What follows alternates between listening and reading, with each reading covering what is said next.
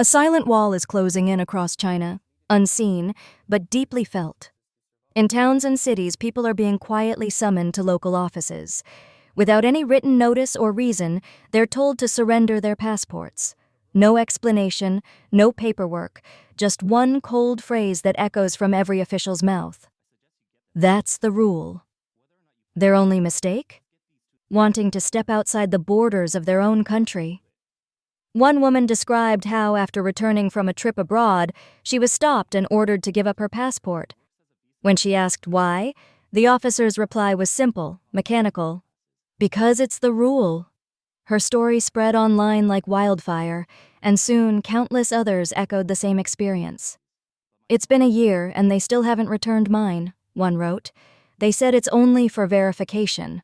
But it never ends, said another. The passport, once a simple document of travel, has quietly turned into a leash. Even retirees and jobless citizens are being accused of planning to run away. A retired banker said police called him 6 months after his resignation, demanding his passport for system reform. That term now carries a chill, a warning that freedom is being quietly rewritten. Insiders reveal that since 2024, orders have circulated nationwide, recalling passports in the name of national security. But in reality, it's a silent tightening of control. By 2025, the grip had grown stronger. Airports became interrogation chambers. Phones were searched, private chats read aloud. A young man from Shanghai was detained before boarding a flight to Seoul. When he asked why, he was told coldly, "For national security." He later wrote, "I'm not a criminal. I just wanted to visit my friend." The post vanished within hours. His account was erased. His voice, gone. Officials claim this is about border management. But to millions, it feels like a national lockdown. Applying for a passport has become nearly impossible. Families hoping to travel together face endless requirements. Even toddlers need invitation letters. Ask for a reason, and you'll hear the same words: orders from above. People no longer expect answers. "I applied months ago," one netizen wrote, "and they told me the process is suspended nationwide. No one knows when it will reopen." This is life in China, 2025, where a lost passport means a lost identity, where movement itself is a privilege and curiosity is treated as rebellion. Traveling abroad once symbolized opportunity. Today, it triggers fear, surveillance, and suspicion. Even in small villages, people whisper that owning a passport makes you untrustworthy. Still, some dare to speak out. We only want to live freely, nothing more. And it's not just the general public under scrutiny. Civil servants, teachers, doctors, and bankers all face the same leash. A Beijing banker recalled that every new hire must now sign a loyalty pledge, promising to hand in their passport. Even travel passes to Hong Kong and Macau are being confiscated under the pretext of anti-corruption. But inside the system, everyone knows the real reason. They're trying to stop people from escaping. They say it's about honesty, one banker whispered. But this isn't honesty. It's surveillance! Banks now require full financial disclosures every 3 months. Every property, every loan, every penny monitored. Teachers, too, are trapped. Those once chosen to study overseas now find their passports confiscated. "We tell our students to dream big," one teacher said, "but we're no longer allowed to dream ourselves." A heavy silence is spreading, through classrooms, through offices, through entire cities. Across China, fear has become the new border, and the walls, though invisible, grow higher every day. In the remote regions of Xinjiang and Tibet, control has reached a level so absolute that even one's birthplace can determine their fate. A man who had lived and worked in Beijing for more than 10 years went to renew his passport, only to be told that his identity could not be processed there. "Go back to Xinjiang," the officer said flatly, as if his entire life in the capital counted for nothing. Despite paying taxes and building a home, his origin branded him an outsider forever. His words later echoed online, "In this country, where you're born decides your destiny." That single sentence spread like wildfire, resonating deeply with millions who felt trapped within invisible borders they never chose. Across China, citizens returning from abroad are increasingly met by police officers standing at their own doors. "We'll keep your passport safe," they are told, though no one explains what safe means, nor how long the wait will last. One by one, similar accounts flood Chinese social media.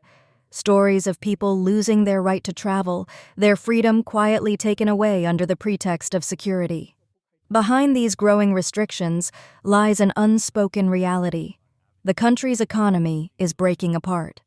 By 2025, unemployment in Beijing and Shanghai has reached unprecedented levels.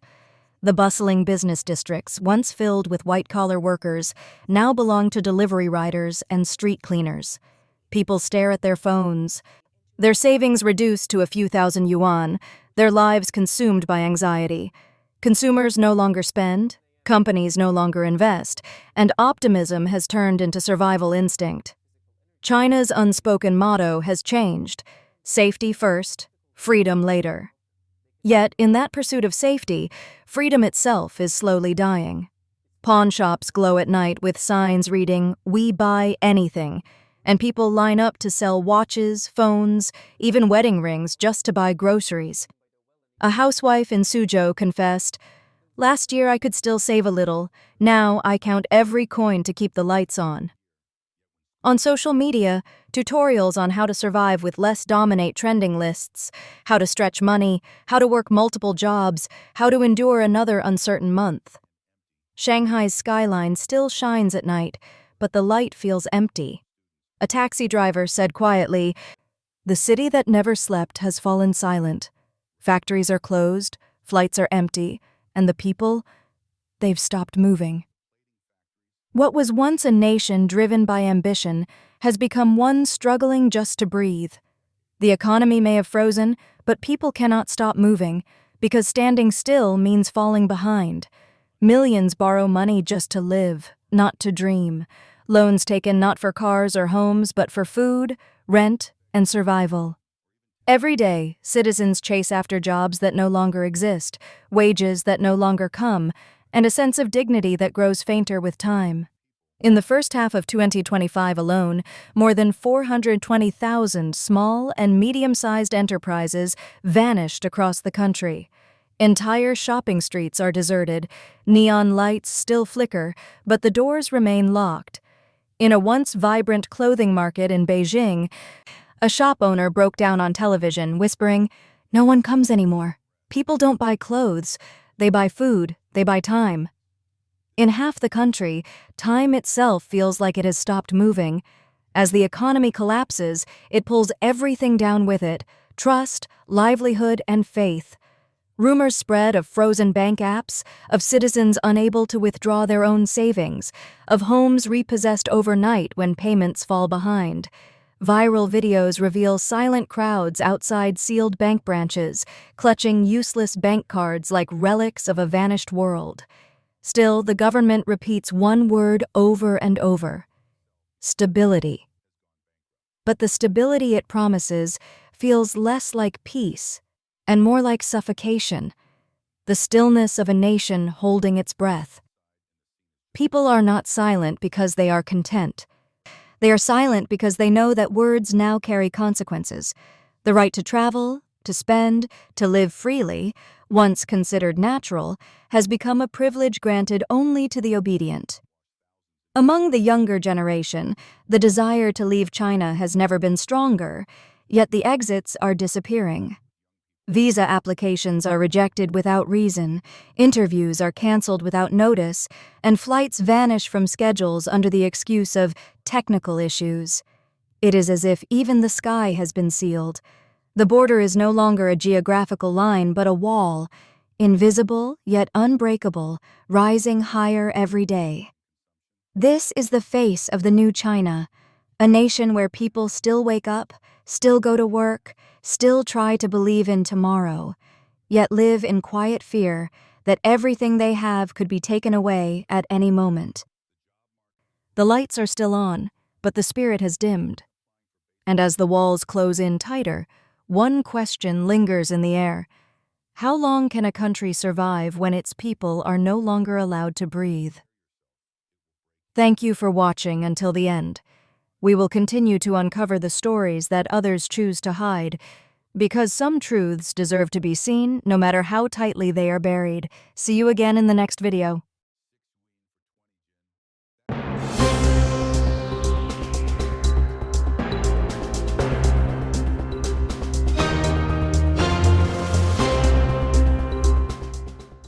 China's e-commerce world is collapsing fast. The boom that once created millions of online millionaires is now turning into a nightmare.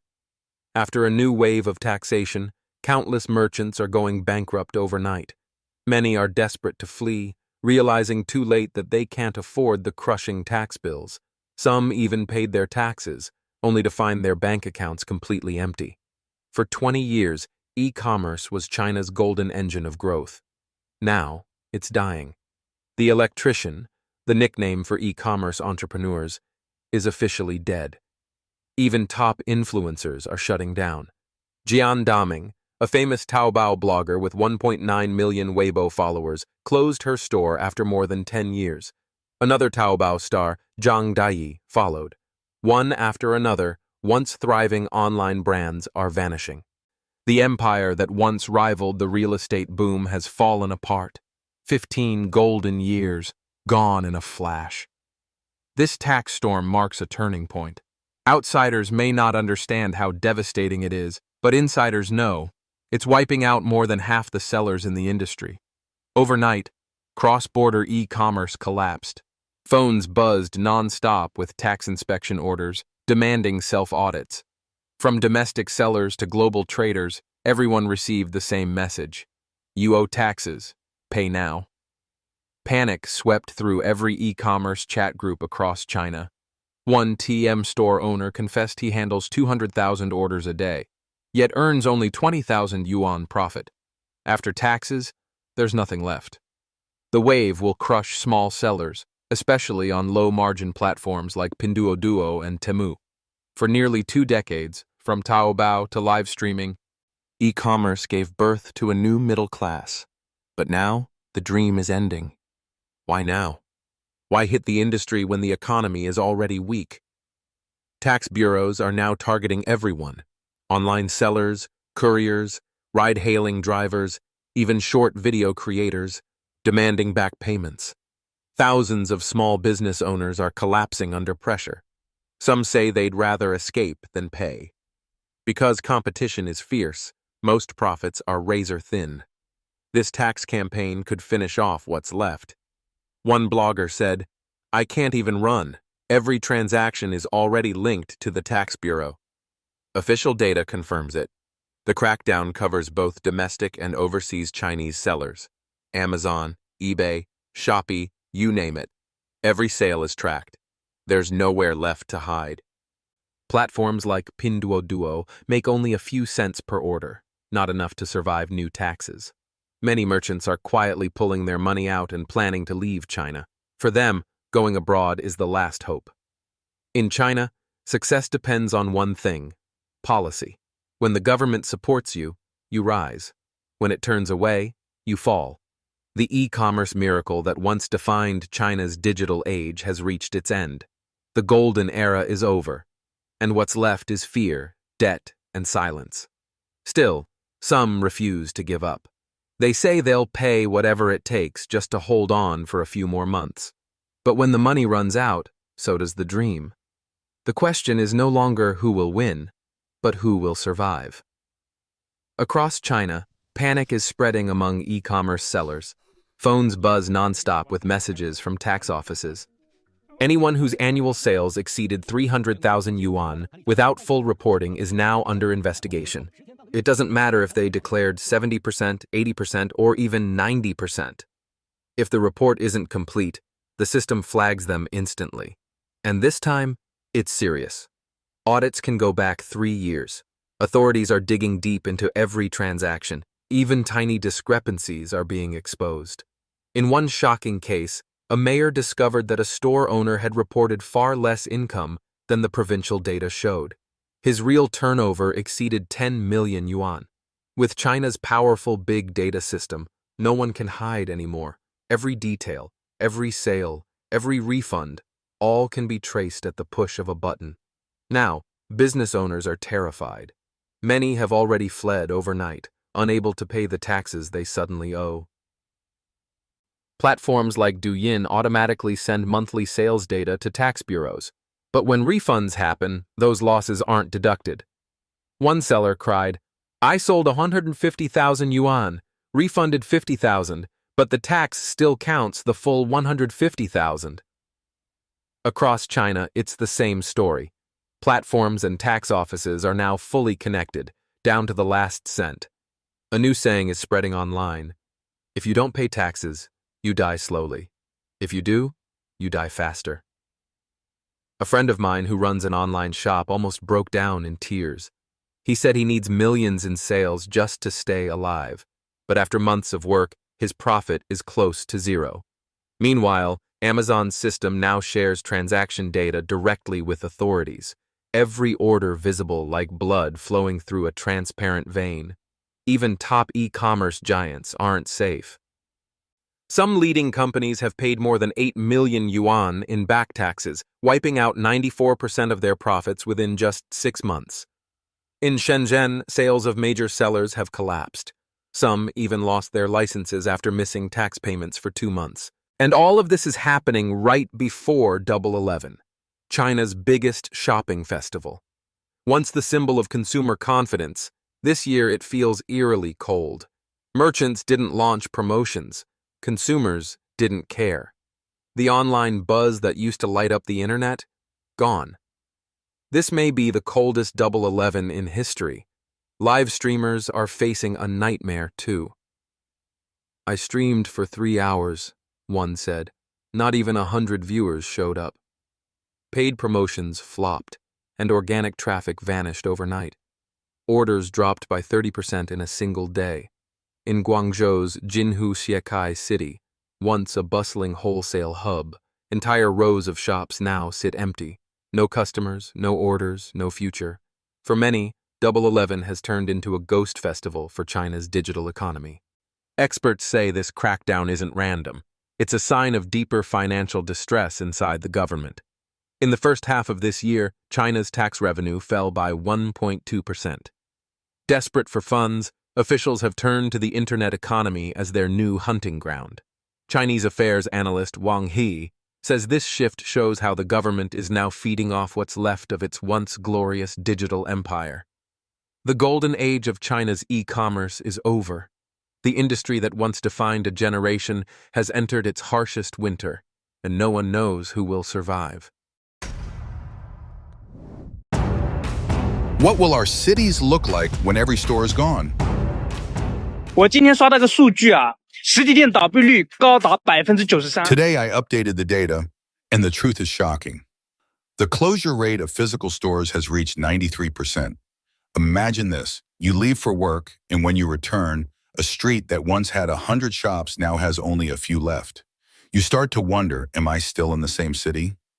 Most stores can't survive even 2 years. Some don't last months. Walk down the street, and you'll barely see a single person. Hand-run stores, once everywhere, are now vanishing. This is what the working world looks like today. Empty.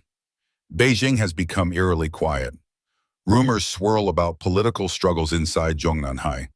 Xi Jinping's rare appearances have fueled speculation, but ordinary people can't feel the storm because they're too busy trying to survive. The city is fading, and its people are fighting just to stay afloat. Look at this. New East Road, once packed with cars, now stands deserted. During holidays, Beijingers flee to the suburbs or abroad. The rest hide indoors. Foreign tourists visit the landmarks, but most of the city is silent. Let's visit the Jinyuan Shopping Center in western Beijing, once one of the busiest malls. Now it's a ghost mall. Stores are shuttered, escalators run empty, and even brands like Adidas have disappeared. The parking lot that used to be jammed with cars, completely empty. And here's the Beijing Friendship Store, a legend from the 1970s to the 1990s. Back then, this was the pride of the capital, a symbol of luxury and privilege. You needed special status, foreign connections, or foreign currency coupons to shop here. It was once the dream of every Beijinger. No, it stands silent, the glory long gone. We claim to have 1.4 billion people, but where are they? When the population was 1.2 billion, the streets were alive. Crowds everywhere, even in the countryside. But today, Beijing feels empty. As a real estate and financial agent, I've seen clients vanish, deals disappear. The economy is struggling. Companies slash costs, workers lose jobs, restaurants shut down, and once bustling districts are now frozen in silence. Even the convenience store downstairs, opened just last week, has closed. Offline business has become a battlefield no one wins. Online shopping dominates and physical stores are suffocating. The fall of real-world commerce is no longer a number. It's something we can see, feel, and walk through every day. Beijing, once the heartbeat of China, is now a city of silence. This year, both stores downstairs have closed, and I still can't believe how bad the real economy has become. It's 7:20 p.m., and when you walk into a mall, the lights are bright, but there's no life. Every floor looks empty, and the staff seem to outnumber the customers. I went to Beijing's APM Mall on a Thursday afternoon, and it was the same, quiet, cold, and almost deserted. Once crowded and lively, now it feels like the soul of the city has disappeared. I recently closed my own shop again. The rent for 2 floors behind me was 100,000 yuan a year, something I couldn't afford anymore. I moved to a smaller space, tried to hold on, but still failed. The team disbanded, and I'm now working alone. Life feels harder than ever. Because of my small pension, even a 60 yuan grocery trip is out of reach. Every morning at 5 a.m., people gather in the freezing dark, hoping for a day's work. Some stay up all night for just a small wage. Meanwhile, Beijing has become increasingly strange. A local resident told overseas media that while riding to work near Zidane one morning, he saw several dark, unmarked trucks parked by the roadside. At first, everyone thought it was just another police drill. After all, it's normal to see officers in military vehicles in the capital. But in the following days, the number of military vehicles kept growing. They appeared not only on Chang'an Avenue and Fuxingmen, but also near hospitals, schools, and small intersections along the 2nd and 3rd ring roads. When he called a friend who worked in the security system, the man spoke in a low voice, saying there was some intelligence suggesting people might organize online and cause trouble, so the authorities were tightening control. He hinted that this time, not only the armed police but also regular troops were being deployed at key points across the city,